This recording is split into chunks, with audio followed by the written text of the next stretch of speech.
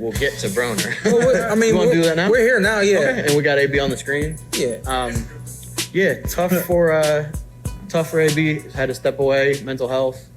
I think I said you guys said on Twitter. Selfishly, I was really excited to see Adrien Broner fight. One of my favorite fighters of all time. Might have been right after. Yeah, too. I was really excited to see him, but then I said, much more important than that is Adrien Broner getting what he needs to, getting wherever he needs to be mentally. Tough to see. I was talking to somebody the other day, and it seems like an experience I have early or some point in the week kind of gets me to Sunday where I actually have something to say, and so it's easy to like bounce over him because he didn't fight. But I was talking to somebody the other day, and they were talking about. I'm sure covering your mouth isn't great for the mic. Well, y'all can hear me. I probably shouldn't do that though. Yeah. I was talking to somebody, and they were talking about this conversation I was having about the twirlies. Okay.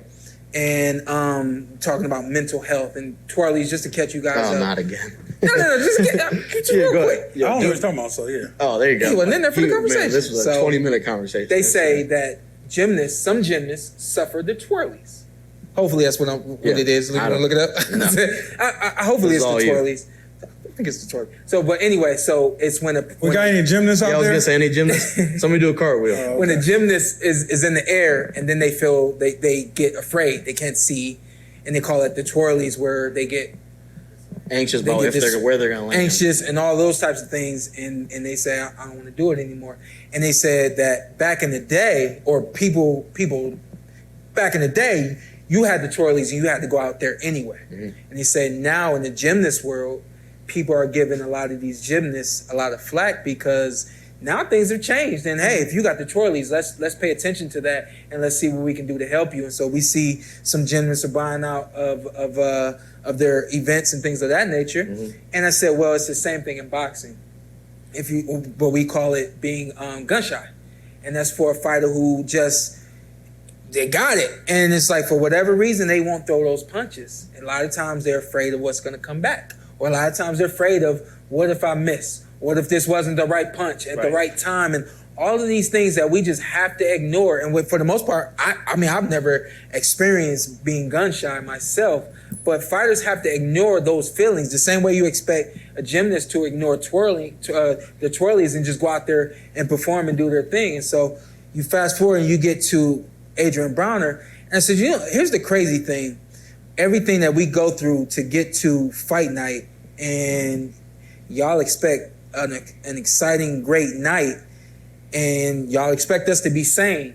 All the while, y'all don't know that we can't sleep because we are thinking about eating, or we can't sleep because we didn't have enough water before we went to bed, but we're so afraid to drink a little bottle of water because what it's going to do to our weight. And now we're thinking about everything we got to do to get that weight off. I mean, there's just so much that goes into the fight night that y'all don't know about, and where Broner is saying, hey, I gotta let this one go, and everybody's saying, oh, now you crying. We already knew. Well, guess what? It's like, to your point, it's about time. Yeah. Opposed to attacking him. Yeah. It's about time, And I think it was J-Rock. I hope it is J-Rock. That'll give him credit for it. It was J-Rock. That he said on Twitter, so wait, these other athletes can do this, but the boxer you guys have always said has something that he needs to handle mentally. He can't do it. Yeah. Everyone else can do it, but he can't do it. Yeah. And like Shawn said, back in the day, the gymnasts were forced to participate. Yeah. Anyone who thinks that way about boxing now, or sports in general, is stupid. Yeah. Like, it doesn't make any sense. Like, oh, well, can you imagine if they did that back then? It's like, no, there was I'm not even going to give them the time of day, but there was somebody in boxing who tweeted, like, can you imagine if they told these promoters? And Tony Bellew said, no, they just killed themselves because they were dealing with mental health the wrong way and having to fight. So it's just stupid. And it's like, friends of Shawn's, we see him go through a lot. Yeah. I mean, you got in 2 arguments last week. We good now, but... You see, I gave you some shots this morning. Yeah, no, we good now, but he yelled at me and Carson another time. I'm like, Hey, Shawn, what the hell? Shawn was cutting weight for a fight, before the fight, and he seen us, and I'm like, okay, he a different He did type dap person. me up, to be fair. Yeah. And then was not happy. But it's just like you guys are going through so much that no one's seeing. Cutting weight, then getting the weight back on. Then you have to be ready to go, in 24 hours? Yeah, this is being away from your family. It's this tunnel focus that we have and being away from our families and everything that we want and all these types of things for this. It's a sacrifice. Yeah. And you get to the point, for me, I got to the point where I was like, okay, I'm going to sacrifice this a couple more times and then I'm done because I can't do it anymore. But going to that experience that y'all had with me, I like to be alone before my fights. And we know. I want nobody in my room. We was forced in your room. Yeah, 100%. I never forget. Like I was livid. I know you was. Y'all just in my room. Like y'all taking care of me. Yeah. But I was livid helping because him. y'all helping me, but I was livid because I get into a mode, and as all these fighters do. Yeah. And maybe it was that. Maybe it was Adrien getting into his mode.